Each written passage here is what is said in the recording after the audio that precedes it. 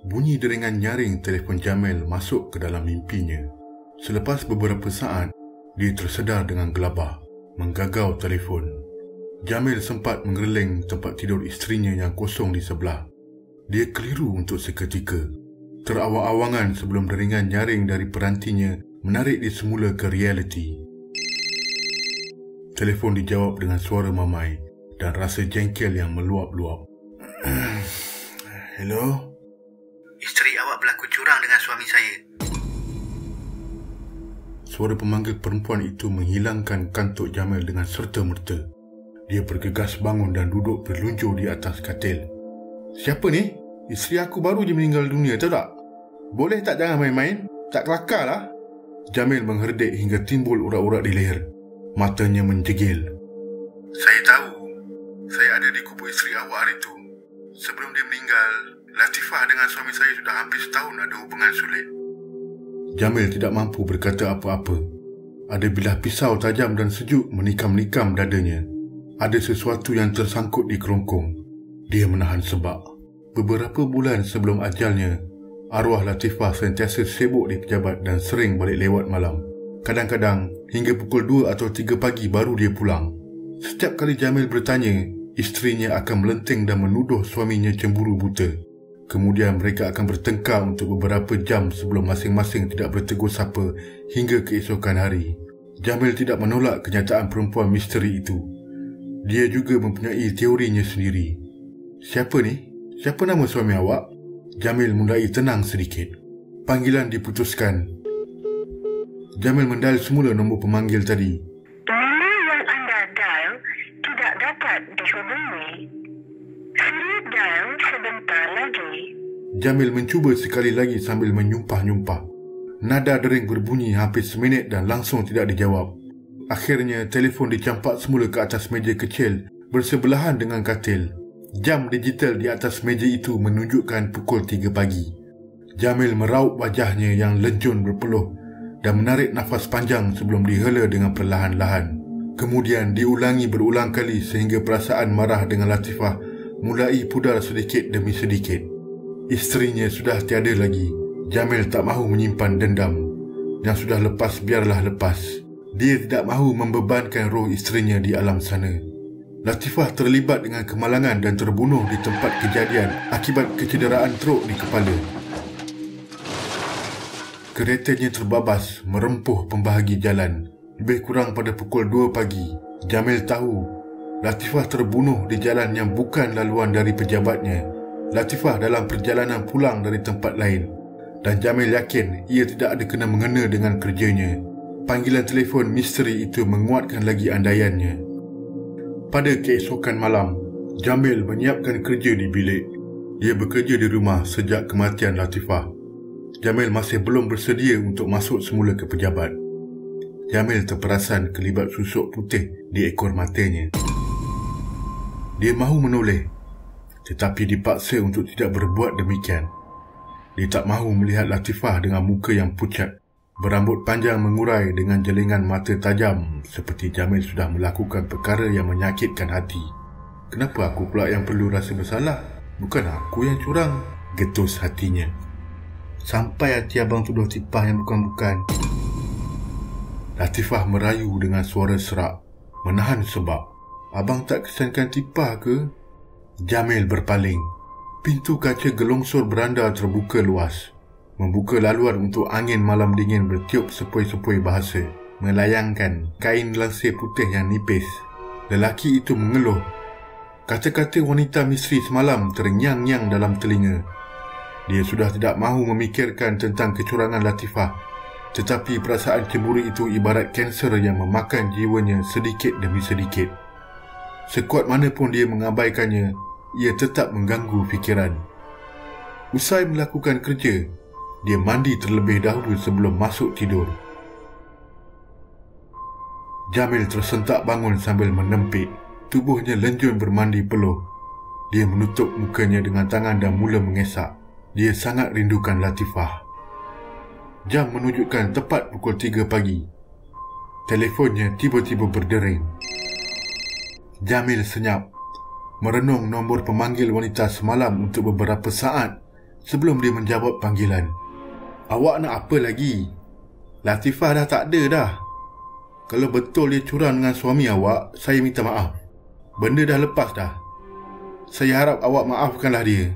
Jamil terus menjawab tanpa memberi peluang wanita itu bercakap. Keadaan hening untuk beberapa saat. Hello? Hello? Jamil meninggikan sedikit suaranya. Bukan isteri awak seorang je yang ada hubungan dengan suami saya. Wanita itu mengesak.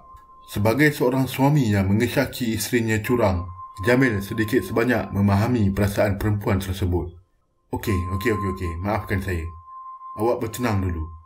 Jamil memujuk. Saya nak awak jujur dengan saya. Betul ke Latifah curang dengan suami awak? Awak ada bukti ke? Siapa nama suami awak? Saya nak cari dia. Awak nak buat apa? Saya ada cara lain untuk kita ajar dia. Wanita itu menjawab. Dan awak juga boleh balas dendam terhadap Latifah. Jamil terdiam. Dia mahu membantah cadangan perempuan itu dan membela Latifah, tetapi tidak mampu berkata apa-apa. Dia memutuskan untuk mendengar dahulu cadangan perempuan tersebut. Apa patut kita buat? Kita curang balik.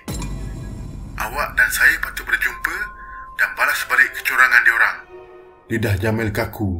Dia terdiam, menunggu jika perempuan itu membetulkan kata-katanya. Mungkin tadi dia sudah tersilap cakap, tetapi perempuan itu tidak bersuara. Bermacam persoalan berlega dalam benak Jamil. Rasa bersalah dan berdosa berkobar-kobar dalam dada. Esok malam saya datang rumah awak. Wanita itu menjawab dan terus mematikan panggilan. Hello? Hello? Jamil mendail semula. Dan seperti malam sebelumnya, panggilan tersebut tidak dijawab. Dia termanggu di atas katil. Perasaan yang bergolak-golak menyukarkannya untuk tidur semula. Jamil hanya mampu berbaring merenung kipas siling sambil merehatkan tangan di atas dahinya. Seharian Jamil tidak dapat menumpukan perhatian pada kerjanya. Suara wanita tersebut terngiang-ngiang dalam telinga. Kita curang balik. Apa maksud dia? Jauh dalam sudut hatinya, Jamil sudah boleh mengagak apa yang perempuan itu maksudkan. Tetapi jiwanya masih bergolak, cuba untuk menafikan sangkaan tersebut. Seperti biasa, Jamil tersedar tepat pada pukul 3 pagi. Telefonnya berdering nyaring. Serta-merta jantungnya berdegup kencang. Hello? Jamil, saya nak sampai dah ni. Kejap. Awak ni siapa sebenarnya? Siapa nama suami awak? Saya isteri Datuk Khalid. Wanita itu menamatkan panggilan. Hello? Hello? Jamil bingkas, melompat turun dari katil. Laptop dihidupkan selepas dia membasuh muka. Datuk Khalid ialah CEO syarikat tempat isterinya bekerja. Perasaan curiganya beberapa bulan lalu akhirnya terbukti benar. Sudah lama Jamil menyimpan rasa syak wasangka dengan orang tua keparat itu. Dia mendengar banyak kabar angin tentang perangai buaya darat Datuk Khalid. Profil Facebook Latifah diselongkar. Jamil membuka folder gambar majlis makan malam syarikat isterinya di sebuah hotel beberapa bulan lepas. Latifah kelihatan sangat ceria dalam setiap gambar. Wajahnya yang tersengih girang menusuk kalbu Jamil. Jantungnya semakin sakit tatkala terpandang gambar Datuk Khalid bermesra-mesra dengan staf perempuan. Lebih-lebih lagi dengan Latifah. Dia mengetik pautan ke profil Datuk Keparat itu. Rasa mual serta-merta menjolok anak tekaknya apabila dia terbaca petikan ayat Al-Quran di dalam gambar banner orang tua itu. Caption ayat motivasi bersulam dengan nasihat agama di bawah gambar profilnya juga menambahkan lagi rasa jijik dalam perut Jamil. Mahu sahaja dia meludah wajah orang tua keparat itu. Jamil bukanlah seorang yang warak. Dia tidak berhak untuk mengambil tahu tentang dosa orang lain. Tetapi berdasarkan profil Facebook lelaki yang curang dengan Latifah ini, terlalu jelas hipokritnya. Jamil menggeledah fail-fail gambar Datuk Khalid. Dia mengetik fail gambar perkahwinan Datuk Khalid dengan seorang selebriti tempatan yang kurang terkenal dengan lakonannya, tetapi pernah kecoh beberapa tahun dahulu kerana penampilan seksinya di media sosial. Jantung Jamil berdegup kencang, berderau darahnya. Ini ke dia yang duk call aku? Jamil berbisik. Nafsu Jamil bergelora. Imannya mulai goyah. Tipulah jika dia tidak rasa tertarik dengan wanita seksi itu. Kalau dengan perempuan seperti ini pun Datuk Khalid sanggup curang lagi, memang tak akan berubahlah perangai buaya daratnya itu. Loceng pintu depan pangsa puri Jamil bergema. Dia menapak perlahan. Langkah Jamil tergetar-getar.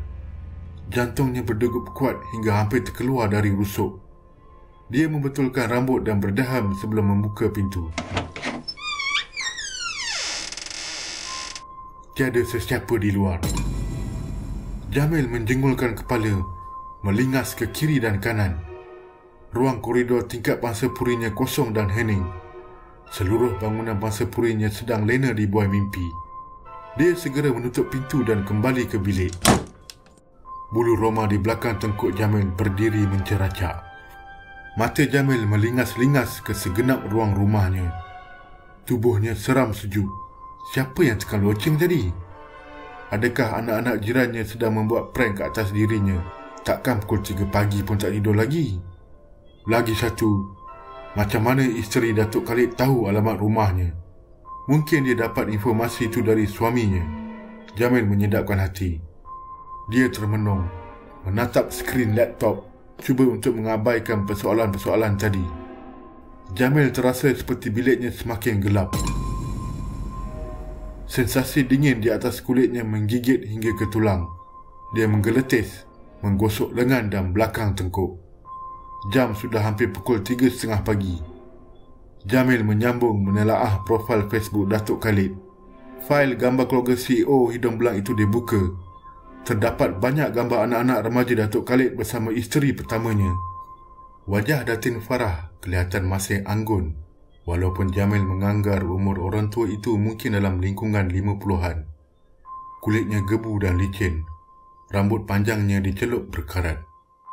Dia ni kot yang selalu kau laku. Dia yakin kerana perempuan itu adalah isteri pertamanya. Tambahan pula, dia ada memberitahu Jamil ramai lagi perempuan lain menjadi simpanan Datuk Khalid selain Latifah. Jamil mengetik gambar mereka sekeluarga menyambut hari raya 2 tahun lepas.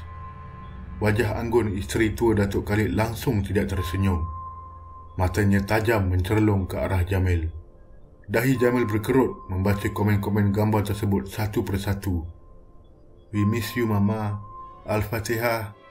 Sekejap je setahun dah Mama tinggalkan kami sekeluarga. Jamil tersentak dan hampir menempik apabila telefonnya berdering. Hello? Hello Jamil. Saya dah sampai ni. Awak kat mana? Awak ke yang tekan loceng tadi? Saya dah masuk lah masa awak buka pintu tadi. Seluruh tubuh Jamil merinding kesejukan. Awak jangan nak main-main boleh tak? Siapa awak ni sebenarnya? Saya Datin Farah, isteri pertama Datuk Khalid. Hei, Datin Farah dah meninggal lah. Aku report polis kang.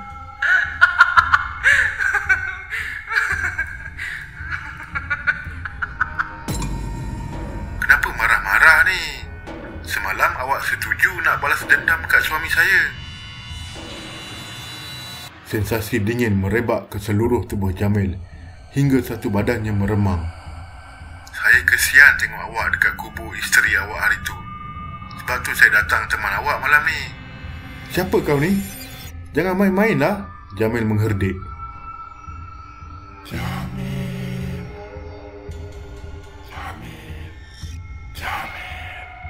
Wanita itu berbisik. Suara tersebut bukan bergema dari telefonnya. Ia jelas kedengaran di dalam bilik. Jamil kaku di kerusi. Dia mahu berpaling tetapi nalurinya menempik-nempik memberi amaran. Cuping telinga Jamil tiba-tiba dibelai oleh jari jemari yang sangat dingin. Jamil terlalu cuak untuk bergerak. Sentuhan manja itu turun ke pipi dan belakang tengkuk. Bau setanggi harum semerbak. Jamil memberanikan diri mengerling ke dalam cermin meja solat Latifah. Rohnya seolah-olah melompat keluar dari ubun-ubun. Satu lembaga perempuan berambut panjang berdiri di belakangnya. Pakaiannya comot dengan kotoran tanah dan tumpukan darah. Wajah Datin Farah yang pucat kebiruan mengerling Jamil sambil menyeringai dengan luas hingga ke telinga. Kedua-dua berbola mata perempuan itu terbelalak luas. Kita balas kecurangan mereka, Jamil. Biar orang rasa macam mana kita rasa dulu. Suaranya berbisik keras ke telinga Jamil. Tiba-tiba, lidah Datin Farah menjulur keluar dari mulut, menggeliang-geliut membelai kulit muka lelaki yang sudah hilang akal itu. Wajah Jamil menjadi putih, seperti habis darah dalam mukanya disedut keluar. Dia melompat dari kerusi dan menempik-nempik seperti orang gila, sebelum dunianya menjadi gelap. Hilayan Datin Farah sayup-sayup menemaninya dalam kegelapan tersebut.